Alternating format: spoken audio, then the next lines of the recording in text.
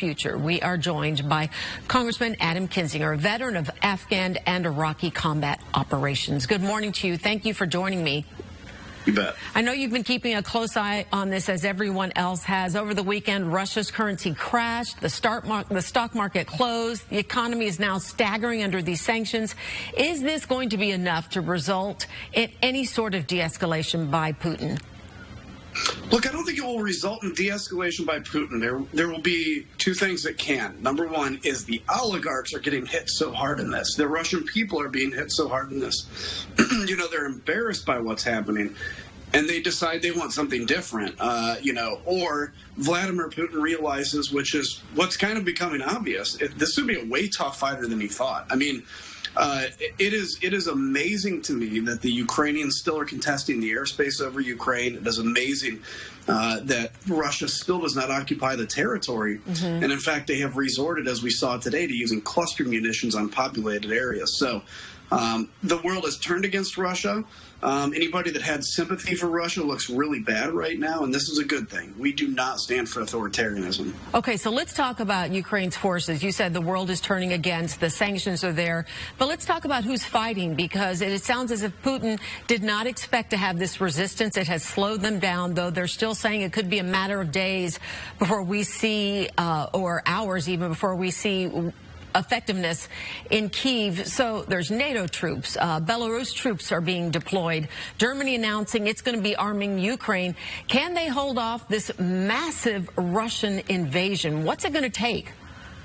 So, and even Sweden is sending weapons. Sweden, who's been notoriously neutral, is sending weapons to Ukraine. I think here's the thing. What Vladimir Putin didn't predict is how hard it is to actually do logistics. If you have a tank coming, for instance, from Belarus to Kyiv, you have to refuel that tank en route. We're seeing a lot of tanks left. He also, forgot the fact that the Ukrainian military is battle hardened. They are fighting in the east and versus Russia that uses conscripts. So what's it going to take? It's going to take Ukraine continuing to hold out, continuing to use Javelin, Stinger missiles to destroy the Russian army. But look, Russia has always used the old thing of, send as many people as we can to a problem. We'll see what happens. But I think for the first time since this started, it actually appears Ukraine may be able to defend its country. Okay, let's talk about really the elephant in the room. Putin has threatened to anyone who would consider interfering from the outside. He has said, this is a quote from last week, "If you do, you will face consequences greater than any you have faced in history." Those words obviously sounding like a direct threat of nuclear war. At what point does that come into play a role, and when and if would a point like that were to happen, would America decide it's going to have to step in? That's pretty frightening. It is. Let's think about it. The fact that a leader of a country like Russia would say that is, in and of itself, to me, evidence that something has to be done about Vladimir Putin. I think it's really important to look back at what happened during the Cold War. Russia consistently and constantly threatened the use of nuclear weapons. We just called their bluff. We got used to it. We called their bluff, and we didn't back down out of fear. We just said, you're not going to do that because it would mean your destruction too. We haven't had to deal with a threat like that in 30 years. And I think it's important for us to look at that playbook and say the West and the United States, look, if he's not going to use nuclear weapons on Ukraine, particularly as he's losing, the idea that Vladimir Putin would create a nuclear war against NATO in the West is just not going to happen. But he's trying to frighten people right now. You say it's just not going to happen. A lot of people underestimated that this was even going to happen. Is that something that we should even think about the possibility of not happening? Is there anything we can do right now to prevent that?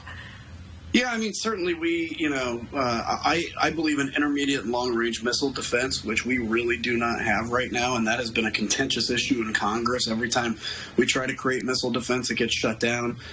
This goes to show it is a threat we need to be guarding against. Look, nothing is risk-free, and I don't mean that we need to go out into this world with guns ablazing, but we also have to recognize that when bullies, advance, when bullies do bully things, a lot of the times they only stop when they are punched back in the nose or they hit a brick wall. This is the case with Vladimir Putin. In 2018, we killed 400 Russian soldiers in Syria. You didn't hear a word from Vladimir Putin because he was embarrassed about it. He is also extremely embarrassed, I believe, today about what's happening to him in Ukraine. Okay, so as we sit back and watch, as someone who has been in the thick of war, as a veteran, as you watch this, do you ever see a point anytime soon where America gets involved, boots on the ground? We took a poll last week. Some people do feel we should not get involved. I'm curious how you feel as someone who's a veteran. Well, see, I'm a believer in a no-fly zone over Ukraine. I do believe that every day that goes by, that becomes less possible because more and more Russian equipment gets moved into Ukraine. I'm going to tell you, if Russia uses thermobaric weapons, which basically are vacuum bombs that explode people's lungs, if you see more cluster munitions being used like today, and of course, I think if chemical weapons come into play, I don't take it out of the realm of possibility that NATO then would directly interdict, because what we're seeing today is horrifying enough. If you begin to use basically weapons of mass destruction against the Ukrainian people who are bravely, amazingly fighting to defend their country, that may change the calculus. Let me tell you, the Russian President Zelensky is the reason Ukraine is holding out. Him staying and him taking that position of I'm here to fight has rallied the Ukrainian people, not just in Ukraine, but around the world. Yeah, I think, you know, the offer to get him out of there, and his quote was something along the lines is, I don't need a ride, I need help. I'm going to stay here and fight, which is pretty amazing. Adam Kinzinger, really appreciate you joining me this morning and getting your perspective on this. The world sits and watches, and I'd love to have you back. Of course, we're all Ukrainians today. Thank you. Yeah, thank you for joining me. We'll be right back.